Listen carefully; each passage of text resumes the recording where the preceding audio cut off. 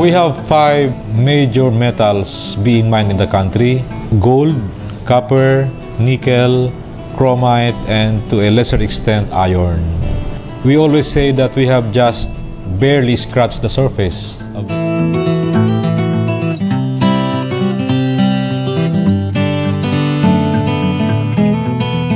the environmental repercussions outweighs the economic benefits of mining in some localities. That mountain is full of mineral, iron ore, copper, and the people do not want to mine. Many mining applicants, but there are so many anti-mining. They do not want our place to be like the other places that flooding is very hazardous. Because there's a general feeling in government that we are not getting enough. At the moment, about 1% of the GDP. The mine will not be here forever. At times, no, I think of what will happen after the mining. But some of the mines here, they just left us, no more. You know, I was referring to one town, one community in Itugon, wherein a community was erased. After they left the area, the church fell down, the school was fell down also. Several houses were already missing. Mining is an extractive industry. We do not, gold cannot regenerate. So the mines closed, everything closed. Now we have trying to, find ways wherein we could do we could make them special training. Gold ores are getting less now. Because of course we cannot plant the gold again.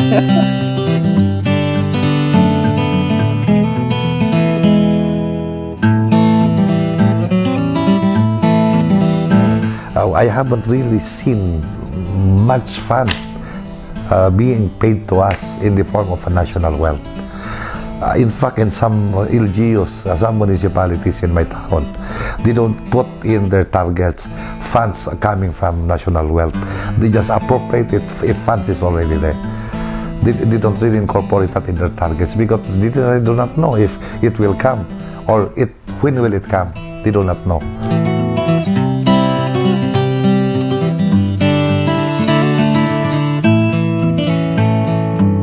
We've had complaints from governors, from mayors, that they wake up and they're surprised that mineral production sharing agreement had already been issued in their area. That should actually not happen. But we are really at a loss because all permits are being issued by the MGB. I'm referring to big mines. Once they issue the permit, the rehabilitation plans is with them.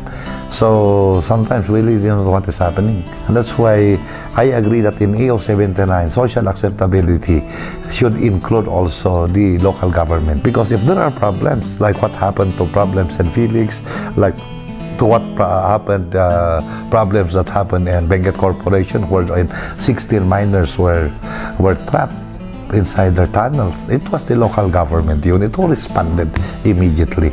We don't issue permits, but we respond if there are problems.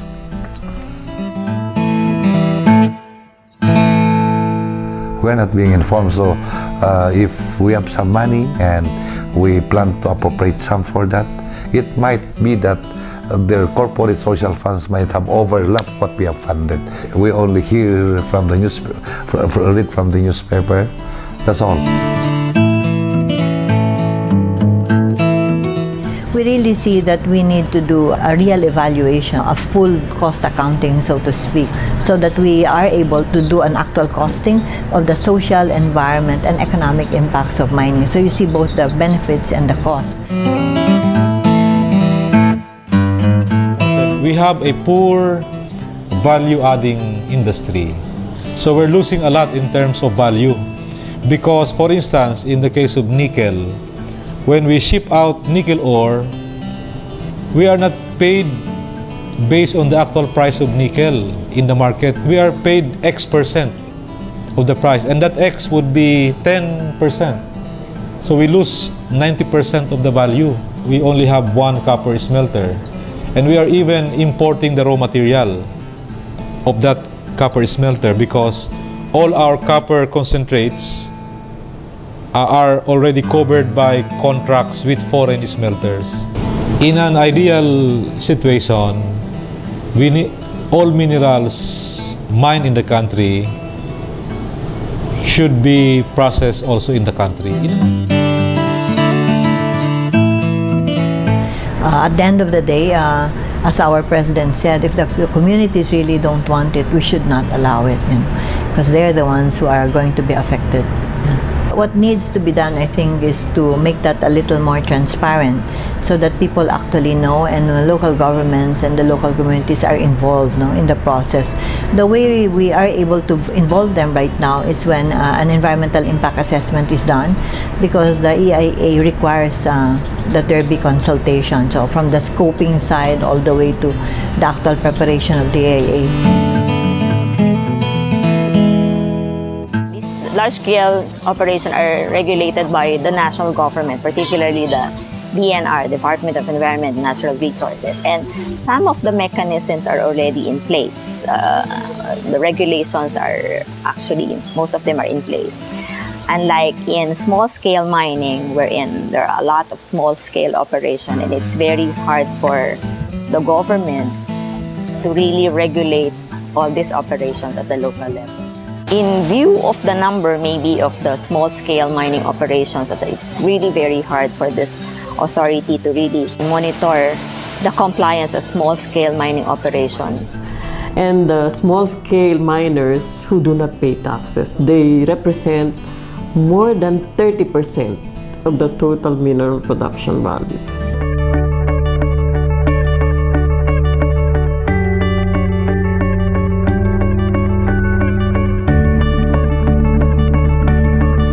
We are adopting the waves. It implies that if ever government will decide to pursue a mining project, there is assurance that it is able to weigh the overall cost benefit, not only in terms of economic but also social, environmental, and the concerns of all stakeholders. And you also then all do an accounting of what are the economic activities that are likely to be done in the area, so that government, in terms of its planning and decision making, is properly guided. Because if you're going to make more money by keeping it, making it an agricultural and ecotourism and a tourism area, for example, vis-a-vis mining, then it makes sense for us not to allow mining. If you have a mining project, it must significantly contribute to the economy. Second is about the environment. If you are allowed to do mining, your mining project must be able to remediate the impact on the environment, addressing the post-mining land use of the area, so that in the overall land use of the area continues from the pre-mining land use to the mining stage as a temporary land use, and to the post-mining stage, which is the permanent land use of the area. And third is the social. Every mining project must be able to significantly contribute to the social development of the host communities, so that even if mining is gone, that community will still be self-reliant. So you don't produce ghost towns, just like what happened before. This is all part of the overall policy reform for good governance and anti-corruption. And that's a cabinet cluster in the country that is chaired by no less than the President. A very transparent and clear system for revenue recognition, recording, distribution, as well as utilization by both national and local governments. The systems for that need to be really firmed up. We have laws that ban or strictly regulate chemicals. Under EU 79, we have just banned mercury.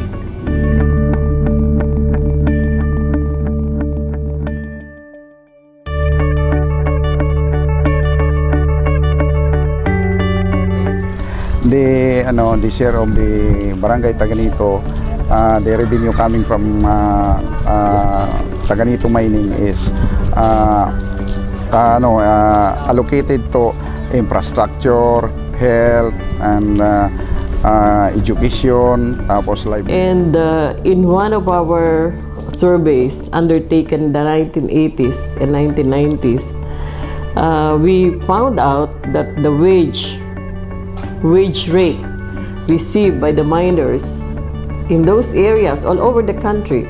We have chosen several mines in the north, in the Visayas, and in Mindanao.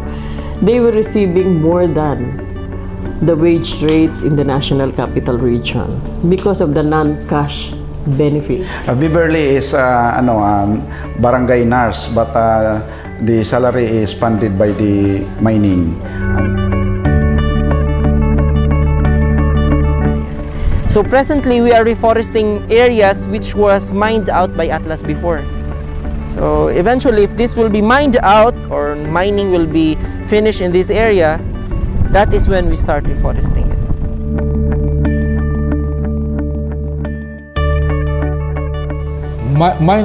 Mining activities have always been great generators of revenue. And if we can have such revenue, government can use it for green activities. And that is the reason why foremost in the agenda is raising revenues, share of government from mining revenues. We want to have a greener, more sustainable development.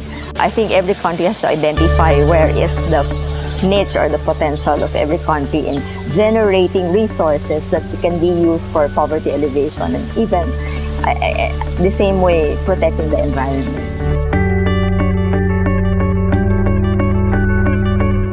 It must be paid during the year so that it would also be spent during the year. So that's one thing that we are looking at. What's happening now is the share of the local government unit, they have to pay that first to the following year to the they pay it to the national government through the Bureau of Internal Revenue, the collecting arm of the national government, and then including the share of the local government units. What they do there is, after that, they will enter that to the national coffers, and you know, if it entered the national coffers, it couldn't be spent without the appropriation. They have to go to Congress again and then tell them, ask them, you appropriate the share of these LGUs. That's our money. That's the share of the local government unit. Why need to enter it to the national government? Then why wait for Congress to appropriate the money that's really ours? I think one very important area is the utilization of the local government share in the revenue. At the moment, it is at 40%, and the local governments have proposals to increase it to a bigger share. That's one. Number two is, how do you really earmark such incomes from extractive industries to address poverty and environment degradation at the local level? These things must be really laid out very well in a clear policy.